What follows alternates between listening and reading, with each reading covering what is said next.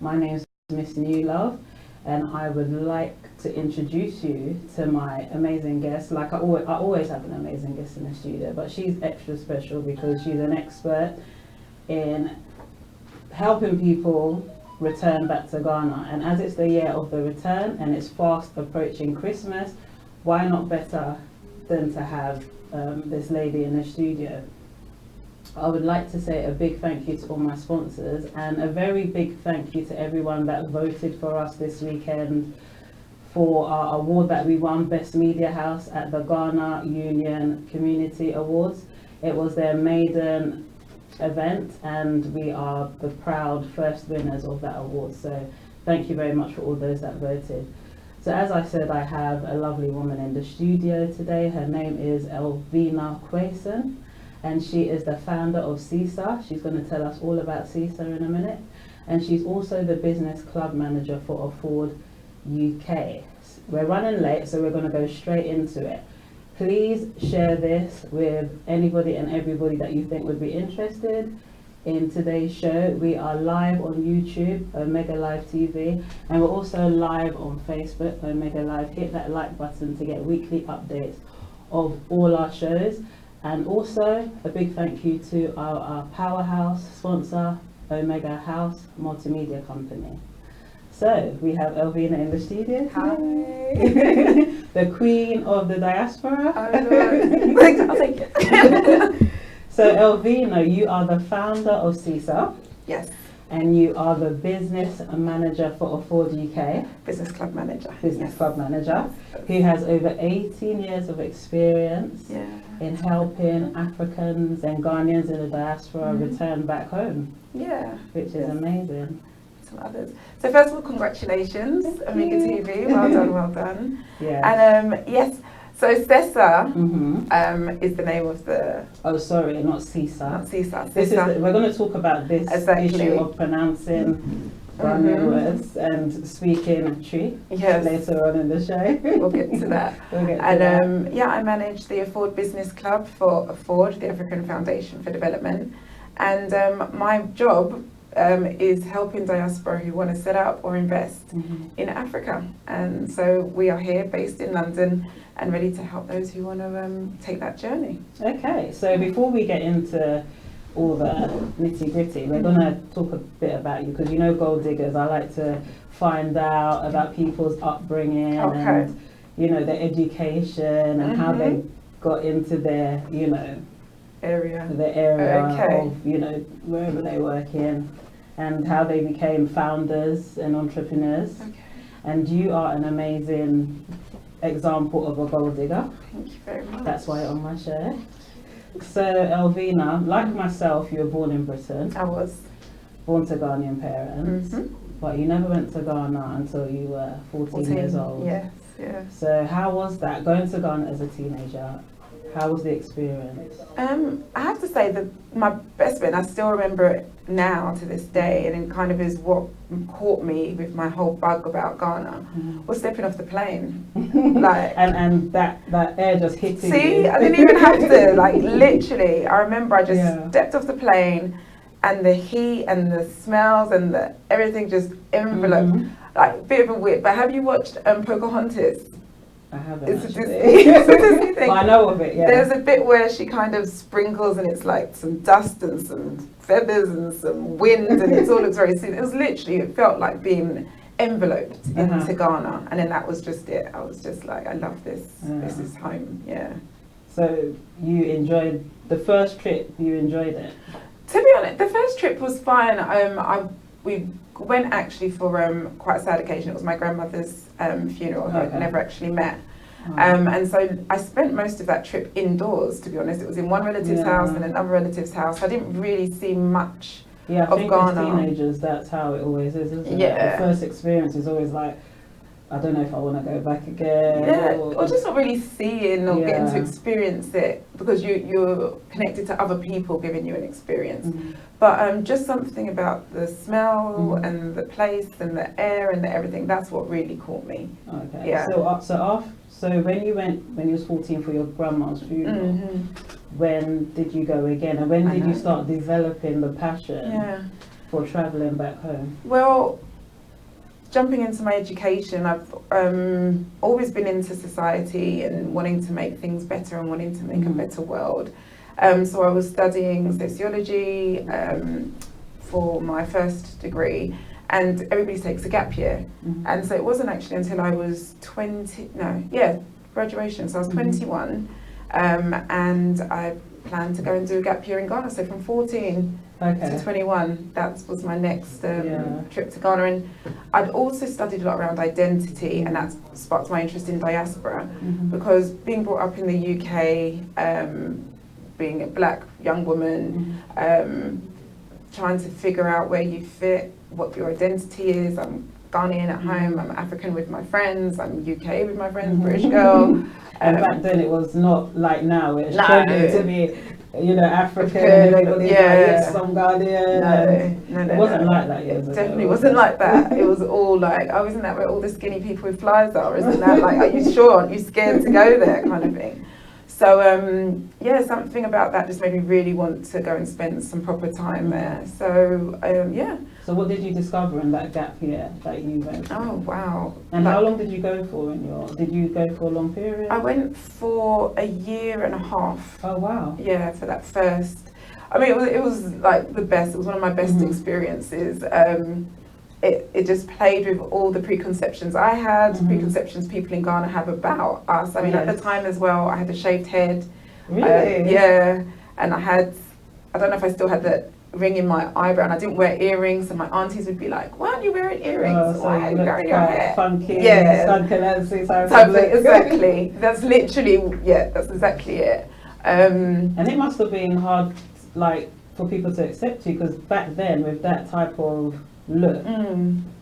I was lucky. I had a cousin, or I have a cousin, and she had like a close group of friends, and they were very open-minded and relaxed, and so that was really good for me, because the perception I had of Ghana was like a good Ghanaian girls and all church going, and so I was a bit like, oh God, what are we going to talk about? What's it going to be like?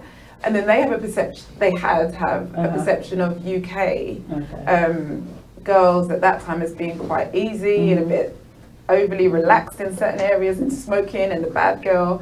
And so it was interesting to play with everybody's misconceptions of each other. And I learned a lot. That year. So as someone from the diaspora going back home, you didn't really have a lot of struggles, because obviously, like you said, you went into the right circle, who were open-minded. I mean, that was definitely a support, but no, there was definitely a lot of, I mean, it got lonely sometimes, because your sense of humour is a bit different. I don't, as we were talking previously, I don't speak Fanti or Tree or anything like that. I understand, but I can't. So you're a bit out of conversations. You learn very quickly about old school boys and girls clubs, and you didn't go to school there, so friendships, you're trying to navigate all of that. And then you're brought up in a very particular society, and it's quite different from the Ghanaian society. So I think even at that time, there was a lot of fear about young women travelling on their own, and I'm quite independent. So there was lots of different things I had to navigate and learn about. But I'd say it was one of the best experiences, because you're forced to have to just put yourself in uncomfortable situations on a daily basis and learn about yourself and your resilience and your ability to adapt. The good things about yourself, the bad things about yourself.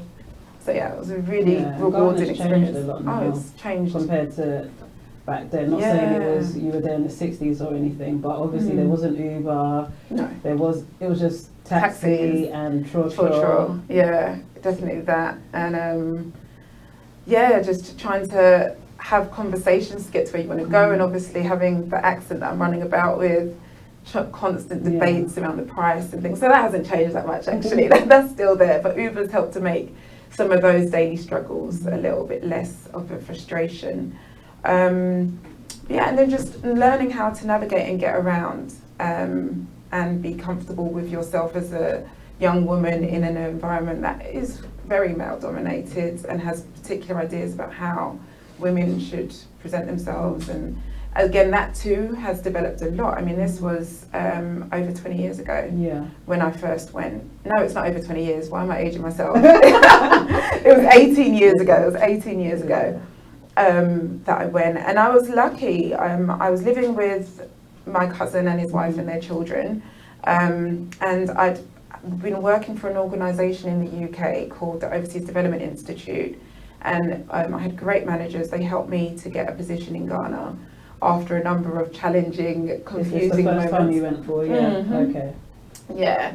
So I got to volunteer in an African women's organisation. I got to work in a research organisation. Oh, wow. And the African Women's Organisation was run by women. It was a Pioneers African Women's Development Fund, and they were the first African women donor organisation. Oh, wow. And so just seeing these amazing, dynamic African women coming from the UK, where we didn't see any images like that. You didn't. Yeah.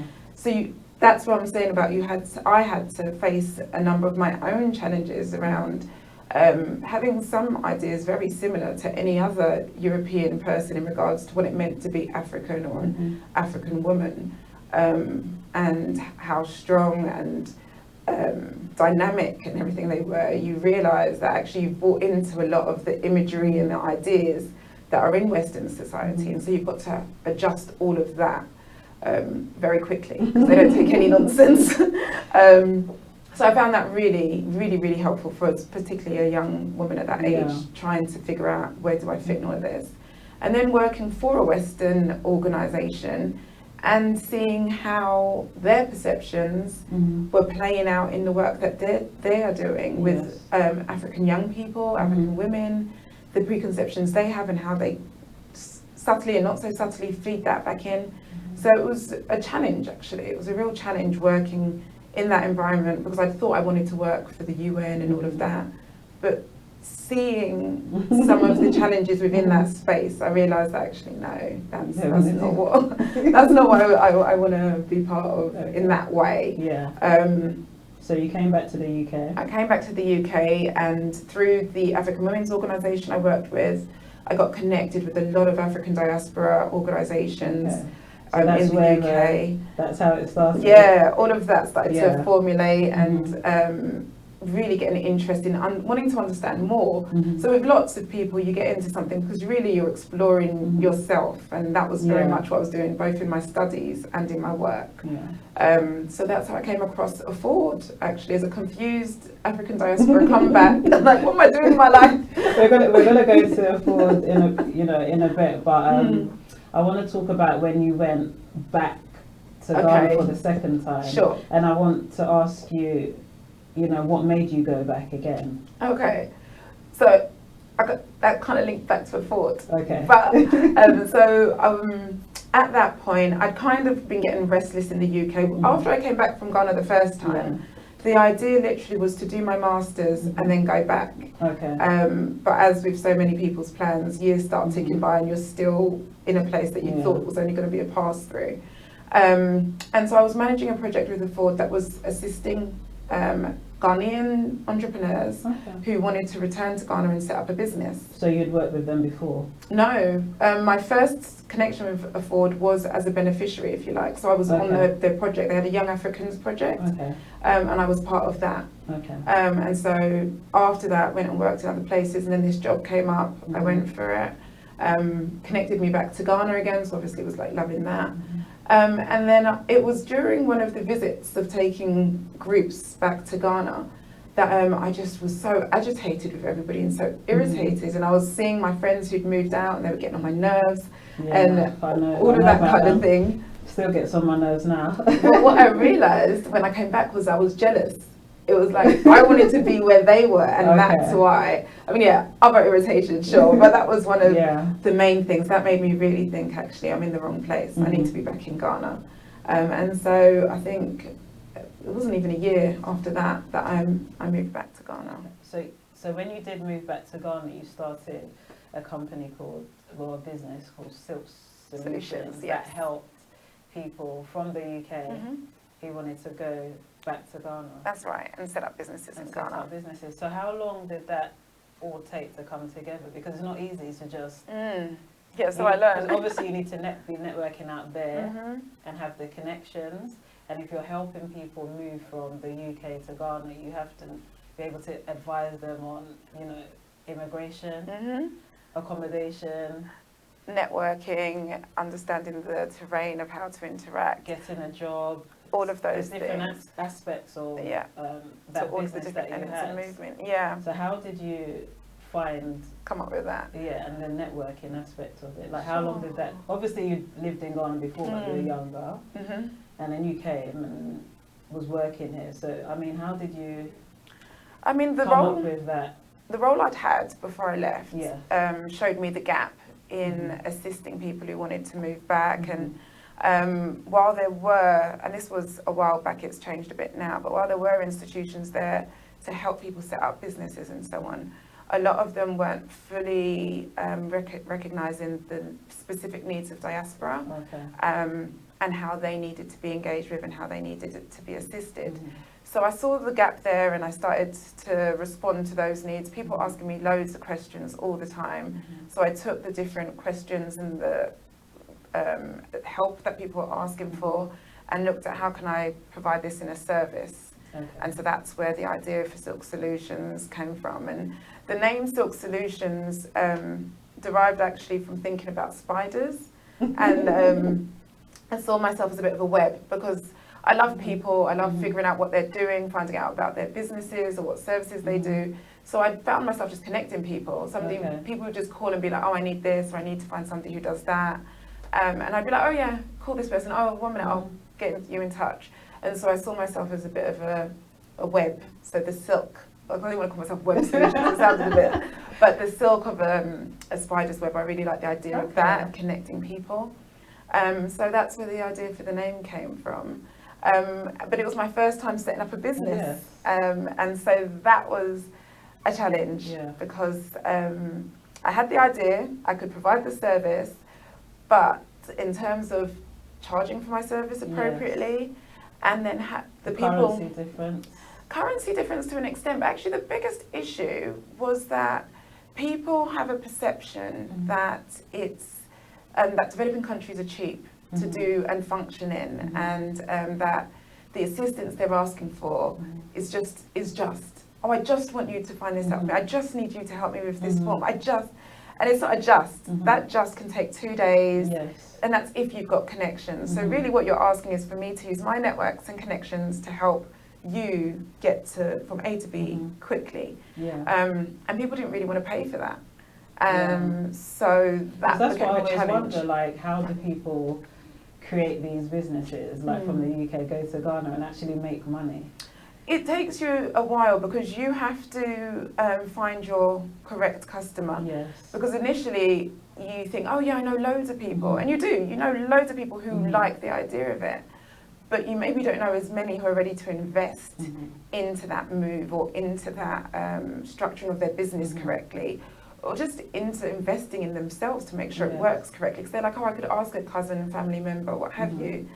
And that might not be the assistance you really need. So it could end up being more expensive, more frustrating, and more disappointing. There are a number of people you can talk to who are like, oh, I tried and I'm not doing it again. People are crooks, I got ripped off. And it's like maybe you did, or maybe you just didn't find the right avenues to get to where you needed to go. People often are looking at people from other countries who set up business in Ghana and other African countries and complain about why do they get all the support, why are they getting, and it's because they invest in their moves. They will invest in getting the correct help, and they will do the things that many of us won't do, and so they get the benefits that many of us won't get. But people don't want to see the whole story. They'd rather say it's corruption or what have you. And I'm not saying that's not there, but I am saying it's not always there. Don't always go for what you think is the obvious answer. So for you personally, did you ever seek advice from the Ghana High Commission? Were they ever helpful in your move, with your move to Ghana? Yeah. I mean, in my job before I left Remade, the Ghana High Commission was so helpful. We had a brilliant trade officer at the time, Mr. Finn, and we've had another one that we've been working with now, Mr. Kofiado. And they are so, like, if you know the lengths that this man would go to help and the amount of work that they do and how much they want to help, you'd be surprised. And I'd say to people, have you spoken to the Ghana? Oh, nobody there will help. Have you called them? Have you been in touch? No. So it's like the service is there, at least use it, be disappointed and complain, but don't jump to the assumption. So yeah, Ghana High Commission were really helpful. Yeah, because they do, people just think they're just there for visas and immigration, but they're there to, you know, give you advice on education, on health. On investment opportunities, on connections, if you need help in meetings and so on the ground or even in country. So yeah, the High Commission have been generally really helpful, both with the work with the Ford and my own projects when I was doing that. As the same for the institutions in Ghana, I did a lot of work with the diaspora offices and trade and industry, and GIPC were amazing and have been over the period. So yeah, there are some really good organisations. And again, Ghana, as with many places, is all about building strong, meaningful relationships. And so once you have a good, strong relationship with somebody in an organisation, then it's easy, as with anywhere, it's easy for you to get things done because you're not always going from dot, and the person has an understanding and you have rapport and it's easier to work. So, make it sound so easy. Oh no, that's what I'm saying. I'll make it sound easy, and that's what people think, but it's like work goes into building these relationships. Definitely. It's time, it's dedication, it's being authentic and following through with what you say you're going to do. So that's really what people are investing in when they pay for a service. Ideally, that's what you should be paying for. So how was business? Business at the time, I mean, I was a first-time entrepreneur. And so they say that a true entrepreneur fails a number of times. Did you save before you went? Oh, I wouldn't recommend anybody do it the way that I did it. No, I didn't really save before I went. I was... Like, I'll say another thing, like, Ghana makes you just feel like, yes, there is a God. Because the amounts of close shaves and just how did that happen? Like, how that I went through. No, I didn't save before I went. I was lucky, literally, I think 2 weeks before I was set to go the second time. I was speaking to a friend and he was like, oh, where are you staying? And I was like, I don't know yet. And he was like, oh, you can come and stay in our family house. I was like, thank you. So, I know now the key things that are necessary.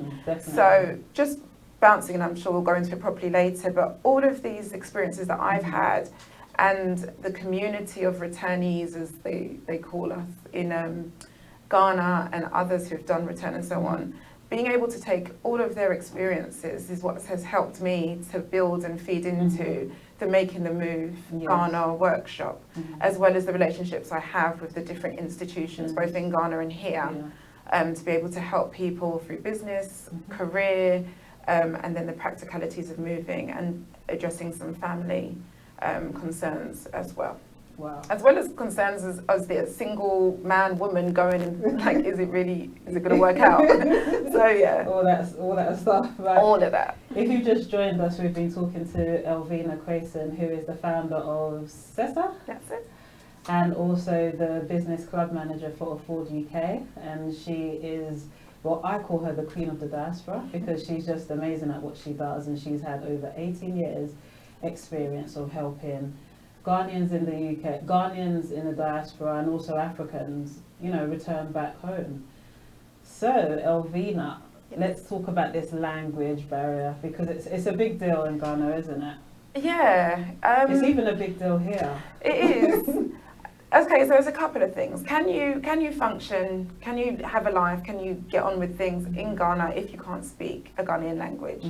Yes, you can. Of course, because foreigners live there and they get on fine. Yeah. But what I will definitely say, and you definitely feel, is that you're missing out on a whole layer of your experience of society because you don't speak the language. Because there's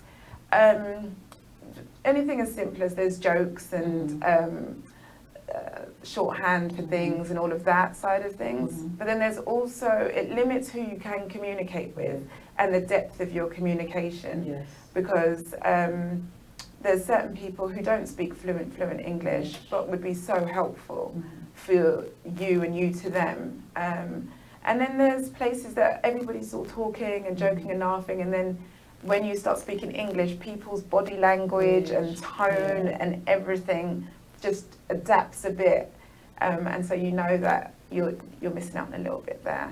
So what challenges did you face in terms of business, not being able to speak?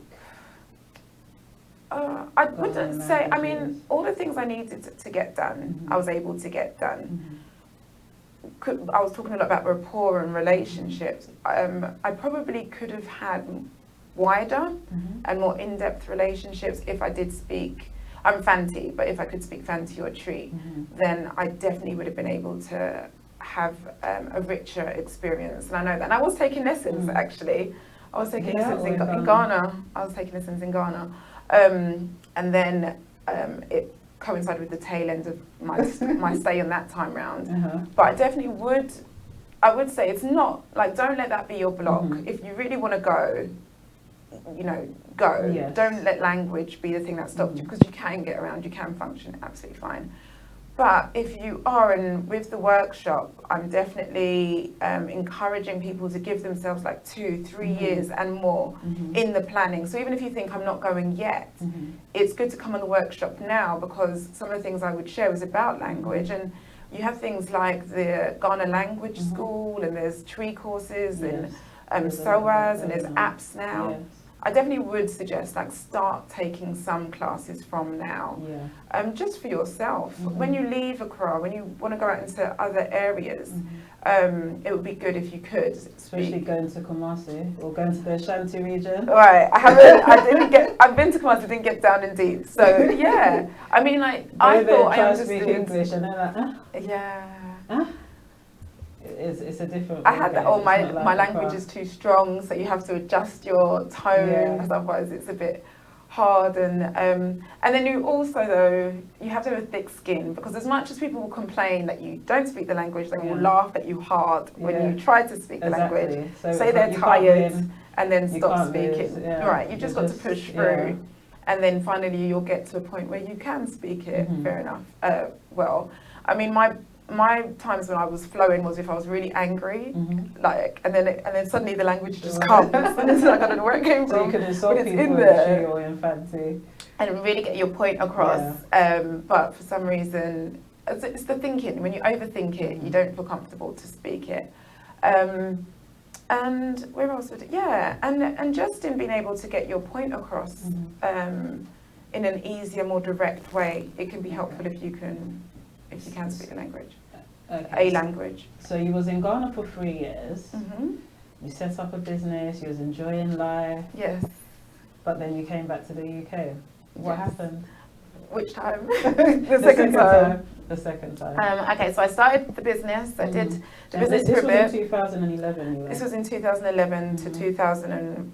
No, I left in 2012 to 2014, so the end of 2011 to the end of 2014. So I had my business, and then I got a job. I was working with Beaufort Properties, so I was doing property as well. And I never imagined I would be doing property at all, because I was how did you get into property? When I was bouncing back and forth between Ghana, I was learning so much about all the investment opportunities in Ghana that none of us know about in the UK. Like, we're getting our little 2-3% returns, and in Ghana you can get 10% plus at that time, between treasury bills and property. And at that time as well, property was quite new, and it was quite relatively cheap, and your returns on what you bought in terms of rental or resale was really good. So when I came back, I did an event. I like organising events. So I organised an investment event, and I'd really, Ernest Hansen had been part of Clifton Homes at the time, and I'd really liked the ethos of Clifton Homes in terms of them providing mid-cost housing that was pretty much attractive to the diaspora, because it wasn't uber expensive, and it wasn't really cheap and outside Accra. They were quite central locations.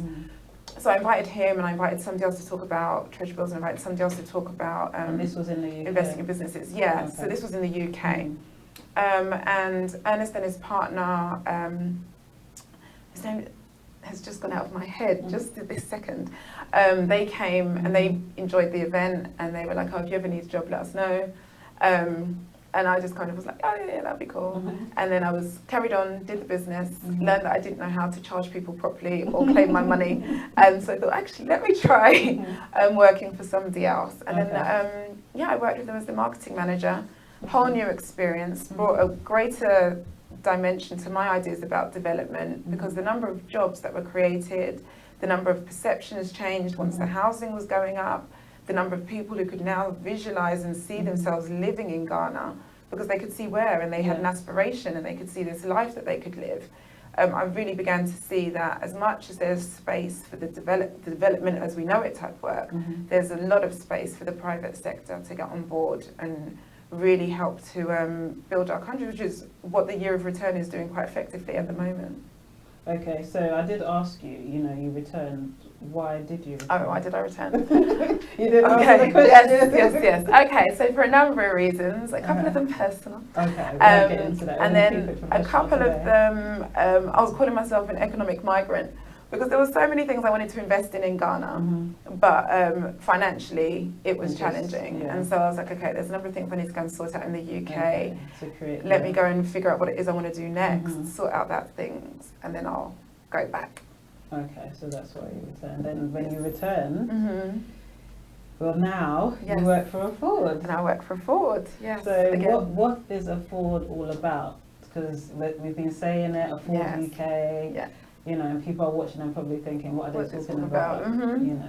So Afford is the African Foundation for Development, and it has been around. We're actually in our 25th year. We're celebrating 25 years this year, and we are one of the oldest diaspora-run organisations still running. And since its inception, it's just been focused on recognising the amazing work the diaspora does, and then trying to get others institutionally, like governments, donor organisations like DFID and the EU and the UN, to really recognise that the diaspora do so much. And then it wasn't really until some research was done, I can't remember what year it was, by the Overseas Development Institute, I believe, that they actually looked at the financial contribution that diaspora were making. And when they looked at it in sum, and this was only that which was done through official channels, so through money transfer companies, not what people send home in envelopes or through people. It was more, it gave more money than all the aid that was given in the same time period. The difference being that the money from diaspora is person to person or community to community or investing in businesses, whereas the other money from the donor agencies go to governments and it goes into structural development. So we wanted to show the amounts of work and beyond finances in terms of volunteering. Like you have like the Ghanaian Nurses Association who will take time to go to Ghana and do training and donate machinery, as with a number of other diaspora organisations. You've got modern ones now like Future of Ghana who go out there to do work. Star 100 has been going out doing work, donating. They're doing amazingly well, Future of Ghana. Yeah, exactly, really. And so, and they're doing it differently, which is nice. So it's a younger slant on what has been happening throughout. I mean, just because you're diaspora doesn't mean you drop that connection to home, whatever home means to you. And so Afford has been really focusing on how can we work with diaspora to push, to increase the impact, enhance the work they're doing, raise awareness of what diaspora are doing. What does diaspora mean? Some people might be, it's true, I'm just flinging the term around. We're just using big words, but some people may be watching and don't even know what the word diaspora is, because it's a word that's been used a lot, especially in the last 5 years. Yeah, it's kind of got a little... that, nobody really... Yes. So diaspora means dispersed communities, or people who live outside their country of heritage. That's in the very broadest terms. There's a number of definitions in and amongst that. Afford uses the definition put forward by the African Union, which in a nutshell states that if you self-define as an African, then you are part of the, and you contribute back, and you want to contribute back to Africa, then you are part of the African diaspora. Oh, wow. Yeah. So their one, it's very action orientated, it's very practical. Not about heritage. Heritage is in there. I mean, it's linked to that. Okay. Yeah. Because basically it's looking at the fact that you have some who have been born outside of an African country of an African country, and may not see themselves. They might see themselves as, I am British, German, So they don't self-define as African diaspora, whereas others might do so. And so they're saying, if you self-define, we accept you. Okay. And then you have Asian Africans and other, so it can become a very deep conversation. And so the African Union are just saying, if you're connected to the continent and you self-define as African and you want to contribute, then you're African. Okay. Yeah. So you work for Afford UK. They are your employer. They are my employer. But you are also the founder of SESA. Yes. So what does SESA mean? SESA. How did you come up with the concept of SESA, and what is SESA all about? Okay. It's a personal development organisation, which is so interesting. Yeah. So let's break it down. Okay, so yourself. No. So while I was in Ghana, and even leading up to going to Ghana, as I was saying, like the amount of experiences. So with Silk Solutions, is it still there, or did you just? Oh, because I know we're allowed to recreate ourselves. We do it all the time, but it's Silk. I'd say Silk Solutions has evolved into the different things that I'm doing now. So obviously in my work, I'm still supporting people to set up their businesses, not just in Ghana, but across Africa. So in that way it's grown. It's the same skills, it's the same knowledge, it's the same abilities, but just broadened out. And then with SESA, that was more a sort of personal journey that's now come out and turned into something that's outside. Because looking at your website, it's kind of like a blog type website. Yeah, currently, because it's still going through its new phase. So I mean, over the years, I have just done a lot of the work, as they call it, a lot of personal reflection. I mean, many of us have goals and ambitions, and for some reason you never quite just get there. I know people who wanted to move back to Ghana for years and years. They will come to all the events, they'll do all the reading, they'll ask all the questions, but there's just something that stops you from taking that extra step. And that can be in so many other areas of our lives. And obviously, well, not obviously, but that was what I was going through when I first moved to Ghana. So I started to do all the reading, the Anthony Robbins, the Secret, and then The Power and so on, right? And then reading things like The Tipping Point and Conversations with God and The Road Less Travelled. And doing a lot of that kind of work was helping me to progress forward. And then as I was interacting with other people, I was seeing that that same need, that same assistance would be really useful for other people. And particularly with young people. So one of the things I did in Ghana, and this is really what birthed SESA, was I did a workshop with an organisation, Quinia Foundation, and they focus on working with young girls. They pay for school fees. First it was primary, but now it's primary and secondary. And so I did a goals setting event with the girls. I crowdfunded before crowdfunding was even a thing with some people in Ghana, and I calculated they contributed, so they sort of paid for a girl to be able to attend. We did this event where we went through and we looked at their goals and their ambitions and their dreams, and then looked at how can we make the steps to make it happen. And it was so interesting to see that so many of them, like one wanted to be a sports coach, football coach, but her family had said, that's nice, but go and be a nurse.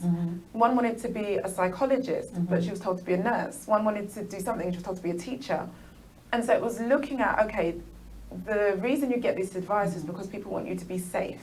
The reason we don't take the step... There's a lot of lack of knowledge with the older generation as well. I mean, in terms of what is available. And professions. I mean, they just advise their children to do what they know.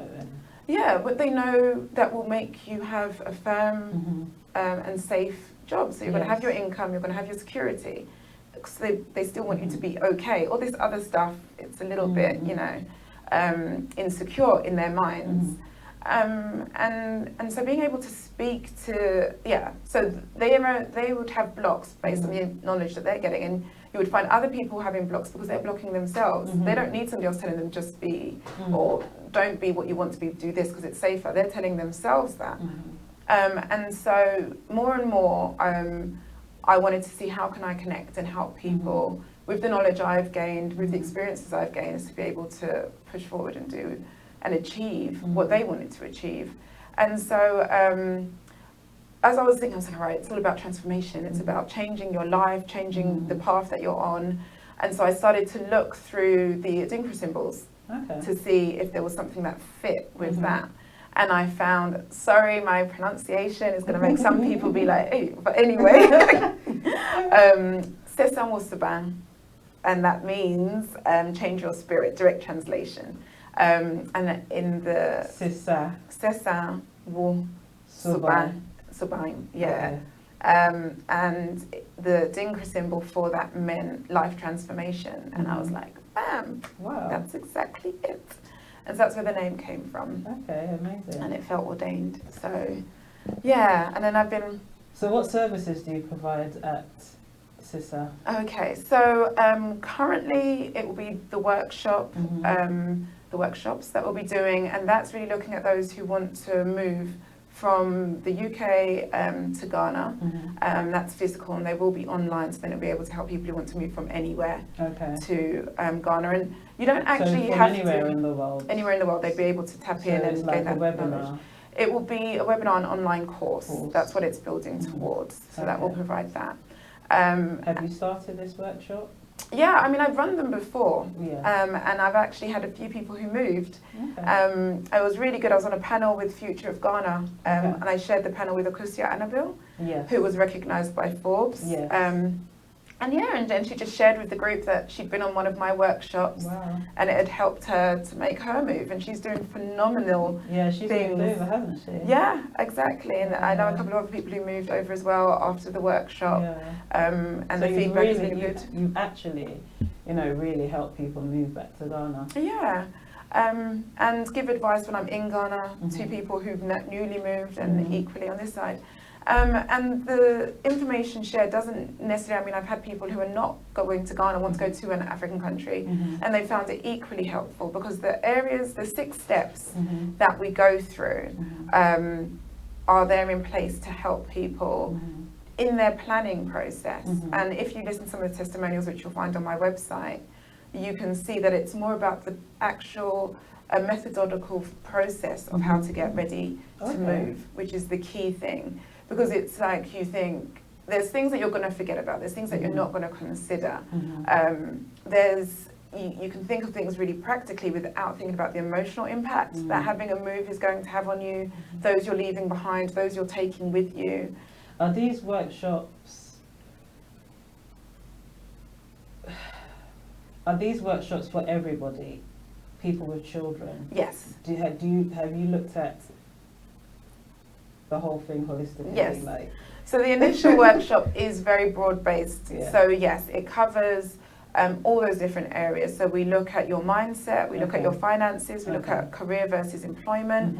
Then we look at bureaucracy, what immigration do I need to look at? If you've got children, what are the considerations there? School, health, and all of that. That's also looked at. And relationships. Because I think that's one of the main reasons why a lot of people find it difficult. And I can say that from personal experience, why people haven't made that move. I mean, and that's why I asked before if the Ghana High Commission does help. Because I know they do. Obviously, education, health, like I said, they cover everything. And the reason I'm saying it is to create the awareness that there is the help. Yeah, there's tools there. There's a lot of tools there that people don't tap into. Exactly. Because you see other people moving, even with their children, and you're like, how do they do it? I mean, and sometimes what I've learned over the last few years, it's not, you do need money, but it's not just about having money, like you said, it's about more. And don't get me wrong. I mean, no matter what assistance you're going to get, it's a whole new, new world. Literally, it's a new mindset. It's a new environment. It's a new way of thinking and being. You literally do have to go through a whole change, and that can be very challenging. But at least with the tools to know what to prepare for, when you start feeling that way, it doesn't come as such a shock as if you haven't already been like, oh, okay, they said I'd feel a little bit overwhelmed. They said I'd feel a bit lonely. They'd say I'd feel a bit misunderstood or frustrated. And then also there is, I mean, we talk a lot about privilege at the moment. And there's areas of privilege that you might not feel that you have living in the society that we live in if you're in the West and you're a black person. But when you go to another environment, there is definitely privilege within the fact even of your passport and the freedom of movement that provides you, and some other experiences that you may have been fortunate to experience. And you have to be able to temper that, because though you have knowledge, you also have gaps. And where others might have gaps, they also have knowledge. And so there is definitely a need to be humble. There is definitely a need for humility. And there is definite need for you to exercise huge amounts of patience as you're going through the adapting process. And this is the things that we want to get people ready for before they take the amazing journey into moving. And one of the key things I tell people, because people get so scared, because what if I fail? What if it doesn't work? It's like, what if it does? You're doing this for you. Don't think about other people. Don't worry, because people are trying to live through you and they want you to succeed or fail depending on how they feel about what they want to do. So if you fail, it means, oh, it's good, I'm glad I never moved. And if you succeed, it's like, oh, maybe I can do it. But for you, you've tried. If it didn't work out for you, then it's fine. Go back to the UK if that's where you came from, or go and find another. I mean, Africa has many, it has 54, 55 countries. Yes. One of those other ones might be home if Ghana isn't, because all the different countries are at different levels, different speeds, different personalities. So it's really helping people to understand that it's not a do or die situation, but there are certain things that you have to leave in place to make sure it's not a do or die situation. As much as there is this whole thing of burn all the, all of this is covered in the workshop. So it's really like looking at the different challenges that I've seen people go through. It's also your personal, and my your personal experience, journey. your skills, and your personal. Yeah. And I have worked in, God, I don't even know how many African countries. And so I've spoken to people across the continent, and been able to see that there is so many similar themes that go on in all the different places, and that all gets fed into the knowledge that gets shared in the workshop. Okay, so it is the year of the return. It is. But you're a veteran, you've been doing this way before the year of the return. But as it's the year of the return, and it's like it's a marketing, how can I say, campaign that Ghana has, don't want to go into politics, but yeah, it's a marketing campaign that Ghana has produced to encourage people in the diaspora to come back home. So what are your views on the campaign, and how do you feel it's helped Ghana's like tourism and also the economy? Because you do all the research, so you know what's going on. Sure. So to begin, the year of return, it didn't start on the surface of things as a marketing campaign. From what I understand, this year marks the 400th year anniversary, if you like, of the first slave from Jamestown to Jamestown. So Jamestown, Accra, to Jamestown, I think it's Maryland. Jamestown. And President Akufo-Addo was giving a speech and said that they were going to recognise this year, and it was going to become the year of return. And so from his words then blossoms this whole campaign. And I will definitely agree it's a campaign. Marketing does make it sound a little cold, but I mean, it has two sides to it. There's the emotional side of welcome, and then there is the marketing side of this is Ghana. And so for that side of things, I mean, you can't help but witness the buzz. I mean, I wasn't in Ghana last Christmas, but believe me, I was crying as I looked at my Instagram. I didn't even look. at all the energy that was going on. And it wasn't just the fact that there was a number of African Americans who went over that were of celebrity, and the UK as well. What I was really seeing was this strong love of Ghana, of all these ambassadors who were telling their friends, come and see my home country, come and experience what my home country has to offer outside of these ideas. I mean, this was off the back of Trump's insults to African countries and all the issues we've been dealing with Ebola, not in Ghana, in Africa as a whole, of Ebola and wars and coups and all this negativity. And then out of all of that, you've got this amazing energy in this particular time period. So for that, I definitely thought, and whether you were Ghanaian in Ghana, Ghanaian outside Ghana, or not Ghanaian. I mean, this year I've got my friend who's Nigerian and a friend of hers who's from Hong Kong, UK, coming because they want to be part of this energy. So one of the things that came up a lot when I was last in Ghana was this idea of, well, what's Year of Turn doing for the average Ghanaian? Like, that's what I wanted to talk about. Yeah. And I was like, as soon as I heard it, I was like, are you serious? Is this like a serious question? But if the communication isn't clear, then I can see where that will come from, because it looks like all these people are coming and they're having this amazing time bouncing from Cape Coast to Accra and wherever else in between, and they're going to these great parties. And so, yeah, it looks like the money, because everybody's like, where's the money? So it looks like the money that they're spending is in those spaces. But if you looked at what people were wearing, if you looked at or thought about the number of artifacts they're going to take back, if you think about the amount of parties and occasions, and so the catering and the chair hire and the film hire and the photographers and the taxis and the chores and the buses, and that's where the money is. So as much as nobody's like, here, I've come from America and here's money in your hand, I've come from UK, it's like there was business that would come out of it. And so it might be you in your shop were not directly impacted, but somebody got a job out of it. They decided to have a party and they came and bought more product from you than they would have bought if that hadn't happened, right? Yes. And so it's really being able to understand the trickle-down effect. And I was speaking to somebody who works with the Ghana Tourism Authority and is working directly on the Year of Return. Yeah. And they have gone round to the hotels in Accra and in Cape Coast and were speaking to people to ask the hoteliers themselves and the restaurants in those areas themselves, have you felt an impact from this? And they were like, yes. Even in Kumasi, like even in the Shanti regions, and well, this is it. It's affecting. And if you look at the list of activities for this year, it's crazy. I mean, I've just come from a conference looking at celebrating and recognizing this is a decade of people of African descent. And you have people like, there was wanting to do chartered flights from the Caribbean to Ghana. You've had a group I saw online from Suriname going to Ghana, not to mention those from the UK and all of those who are going. So there's definitely more movement. Ghana's going to be packed this holiday season because of it. And so there's definitely going to be a trickle-down effect, and it's just people understanding and being a bit patient to see when it gets them.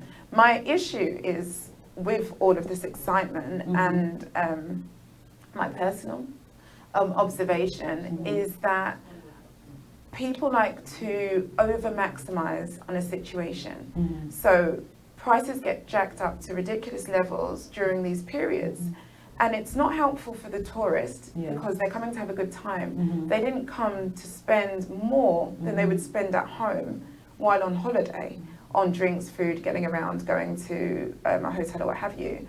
And then it also means that people in Ghana who aren't in certain salary brackets are not going to be able to access certain spaces as well. So then you're going to cause animosity there, and you're causing a short-term tourist spike from those who have visited, because they will go on that occasion and they will go somewhere else the next year, because it will be like, it was good, but it was really expensive. It was good, but I spent so much. It's good, but I'm not ready for that now, maybe in another couple of years. And that's something we really need to look at. I mean, I just saw, slightly separate, but I've seen that there's potentially going to be a strike in ShopRite because the rents are so high. And it's like, we have to look at our pricing for people's livelihoods, both abroad and in country, because it's not only celebrities who are going to be coming. You have the average person on an average wage, which, yes, if you change it to city, sounds like a lot. But when you live in life in any of these countries, your disposable income at the end of it isn't that high. So that is something that I definitely hope that business owners in Ghana connected with the tourism sector are really going to get their heads around. And Afford is actually doing an event in December in Ghana looking at the business of tourism and the role of diaspora ambassadors. Because people like Denta, Bozoma, Boris Kujo, Fuse ODG, Edward Enninful? Yes, the Vogue. Vogue, Naomi Campbell. And then others who are not famous, but equally bringing like friends in numbers with them. They're all doing an amazing job of selling Ghana. And so we need to be able to make it easier for them to do the sale, long term. Yeah, because what happens after December is what I'm really interested in. Does Ghana go back to normal? Yeah. But like you said, does the prices of things stay the same? I mean... As you were saying, like Ghana's changed a lot. I remember when I first was going, and people used to love going to Ghana at Christmas because it was affordable for everybody, and the vibe was great because you had all different mix of people in a space. And then it slowly, people started to want to maximise, so things got progressively more expensive, spaces got more and more segregated, the vibe changed, and it wasn't quite as much fun. It's kind of trying to get that back a bit now with things like Afrochella. Afro Nation will be interesting to see how that works, because I understand that they're trying to do a tiered approach. Yes. So it's just remembering that it's not just let me get money as quickly as possible, but there is longevity to this. Let's not make all the money now. Let's spread it out so you've got money for a long while. And Ghana can be the tourism hub that it really could be. And So you're planning a retreat in Ghana? I am planning a retreat in Ghana. Not in the buzz of the year. No. You think ahead. No. But so you're planning a retreat in March 2020. I am, yes. And what's this retreat going to be all about? So the retreat is really looking... retreat is more focused on well-being, isn't it? Exactly. So with everything that SESA is about, it's looking at mind, body and soul. So it's looking at your physical needs. So we look at finance, we look at business, we look at investment, we look at that support through... So we work with coaches. So we have coaches who do business coaching, HR type coaching, so your CVs and things like that. And then we equally... You have a technical problem. Just